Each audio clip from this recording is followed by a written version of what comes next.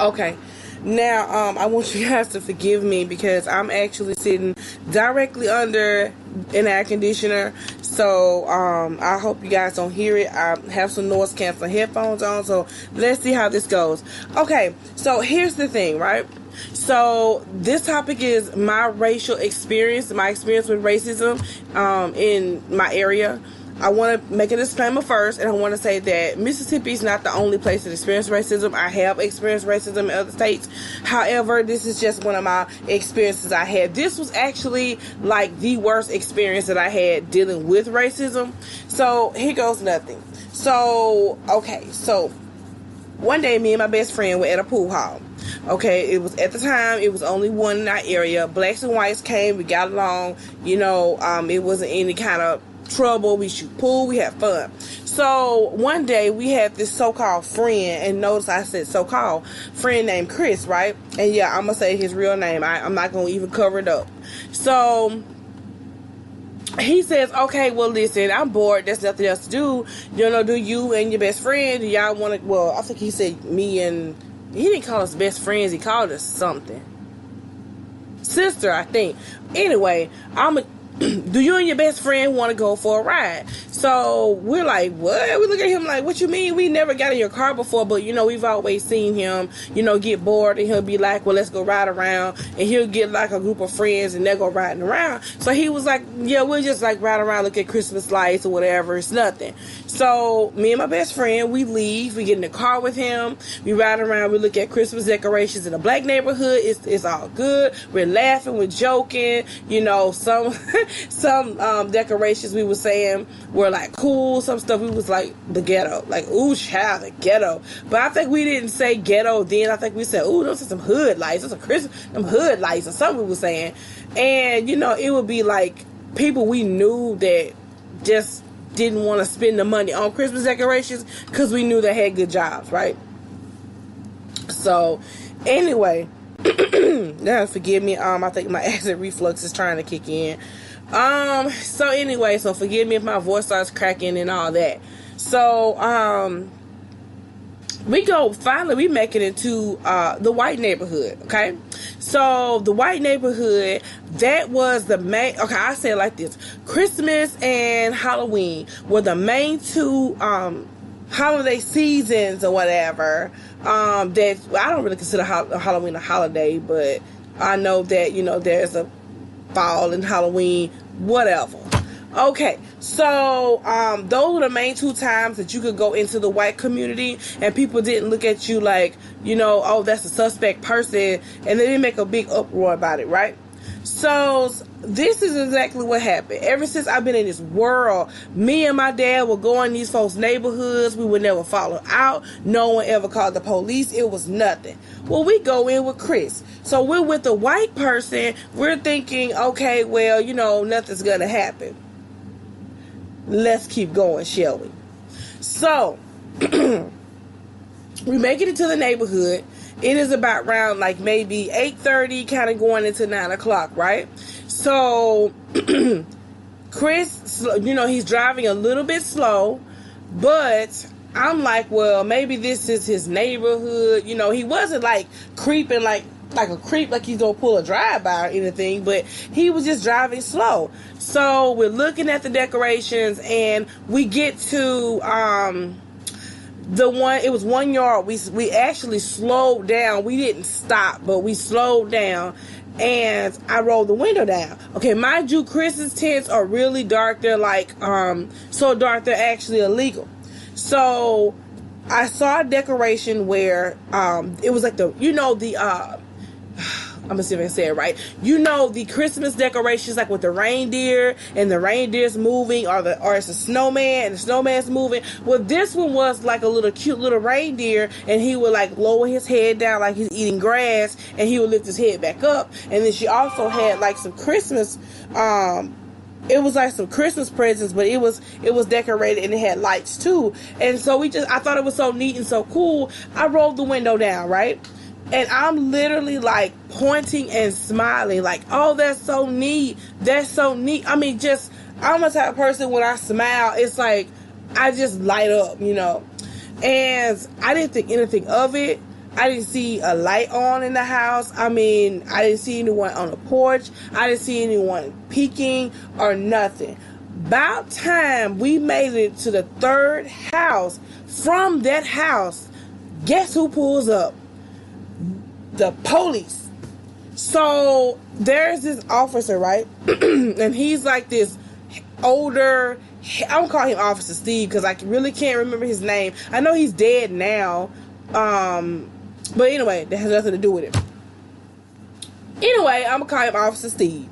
So Officer Steve decided that he wanted to be a part of the pull-up ministry and pull up behind us, right? So I'm thinking like, well, you know, what's the problem? Like, and I'm kind of concerned because I'm like, well, I never heard that Chris had committed a crime or, you know, had drugs on him or anything. So I'm just like chilling, like whatever.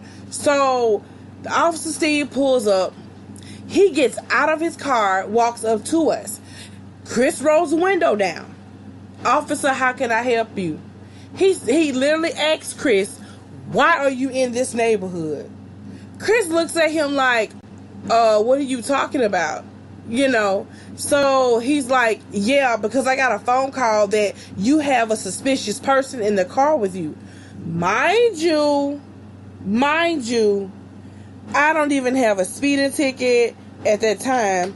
I mean, never been to jail, never committed a crime, non-aggressive person. And he's like, what are you talking about, suspicious? So at that time, he's literally locked in on Chris until he doesn't really see me, right? And then again, I was kind of, you know, I was a whole lot smaller too. So whatever, that has nothing to do with it. So mind you, Chris is going back and forth with this guy. And he's like, well, you know, I'm just riding around, you know, officer, it made no sense for you to pull me over. Why are you pulling me over? And so he says again, I was told that you have a suspicious person on the passenger side of your car. So by then, I mean, I'm young. I have a smart mouth at the time. My mouth was real slick back then.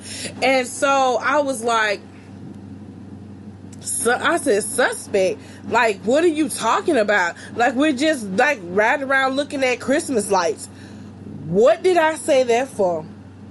Officer Steve went off. Okay? And he goes, okay, well, and so he kind of goes into this rant. Like, I don't remember this. Now, this part, I don't remember what he said word for word. But he thought that Chris and I was a couple. So he just started like throwing references like, oh, you know, I see you're dating a black person and I see you just having a moment here. You know, you're having a moment. I mean, he's stressed. You're having a moment here. I see you're having a moment. And, you know, I could see right through it. My mouth was just smart. I said, hold up. I said, officer, me and this man is not in a relationship. He literally says, now, at this time, he's beat red. Oh, so you're a prostitute? I said, I've never sold my body. No. Well, let me see your license. I said, I don't have my license. And by the way, I'm not driving. So why are you asking for my license? He looks at Chris. Chris looks straight ahead. He goes, the Officer Steve, you know that you don't belong in this neighborhood. I mean, just with so much like bass, voice, everything. You know that you don't belong in this neighborhood. I said, Officer Steve, I said, what are you talking about? This is not your community. You don't belong here. And I got a phone call from, I don't know who he said some lady. I don't know who she was. I just say Beverly, right? I got a phone call for Beverly saying that you guys rolled down the window and you were pointing and smiling at her Christmas decorations. Oh yeah, y'all. Yes, this was a real conversation. I said, I just looked at him. And she doesn't know her and she's suspect and we don't have blacks in this neighborhood. And I'm like, oh Lord. I just see it right now. I'm going to jail or he's going to find some kind of like, you know, like false reason to just hurt me or something, right? My mouth, which is slick, I was like, officer, I said, my father served this country. And I got the right to go wherever I want to go, whenever I want to go, wherever I want to go. And he goes, do you have family in this community? Because your kind is not allowed in this community. I said, well, officer, if you must know, I am related to white people too. Do you have family in this community? And I just looked at him. I said, no, officer. He said, let me tell you something. Now, mind you, he had much bass and everything. I can't imitate his voice because it was like real deep. He goes, if I catch you, and then he peeks in the car and he sees my best friend. Now this guy is on one. This neighborhood is dead quiet, right? This officer is yelling so loud that his voice echoed. If I catch you or you, pointing at my best friend, in this neighborhood, you are going to jail. Because I told you not to come in this neighborhood. You're not wanted in this neighborhood. Your kind is not allowed. We don't have blacks coming in this neighborhood. And I'm like, oh, really? So at this point, Chris has a smirk on his face. When I saw that smirk, I knew what time it was. So by then, the officer, Steve, he looks back at Chris and goes, oh, so this, he didn't say, oh, so, but he was like, oh, so this is a cheap thrill for you. You get off on this. You get off on bringing these people in this community because you know it pisses everybody off. And I'm like, is this a real conversation? Like, is this really happening right now? So, once again, then he kind of has some type of conversation with Steve. I mean, yeah, Chris had some kind of conversation with, I don't even remember. He said something. And I can't remember. But anyway, and the officer just kept stressing, you know, you did this to get a rise out of us. You do this to get a rise out of us, bringing these people in this neighborhood. And that boy, and by then when he said, and that boy, if you bring that boy back in this neighborhood, he's going to jail too. He was like, this is the fourth time this folks in this neighborhood has called the police about you bringing blacks in this neighborhood. I'm like, whoa, okay, first and foremost, now he had a guy friend he used to ride around with, and I knew they were riding around, and I know they would come back, and I know that, you know, sometimes that boy would appear to be kind of bothered, but, you know, he never talked about what was happening. I didn't know. So I'm gonna say, basically the boy had warrants, okay? So he was like, Officer Steve was like, I'm not playing. If you don't have any family in this neighborhood, don't come over here. And I'm like, okay, you know, and I'm like, Chris, look, he finna walk off, I can tell. Let's just go. So by then, you could really tell Chris is really getting off on this. Like, this is really his thing right now. And so the officer was like, he said something to Chris and he just walked off. So the officer drove off. Chris turned around. Well, Chris pulled up in somebody's yard and he left.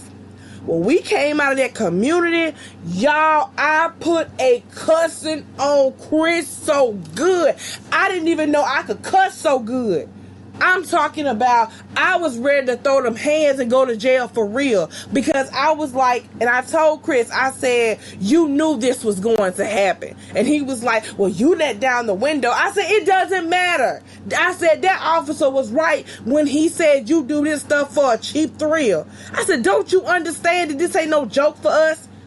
I said, had I not, I said, if it wasn't for, like, the good Lord sparing my life, I could have been in jail, or he probably could have just shot me and just lied to my family and said I was being aggressive. I was like, do you not understand? We wake up every day and we live this stuff.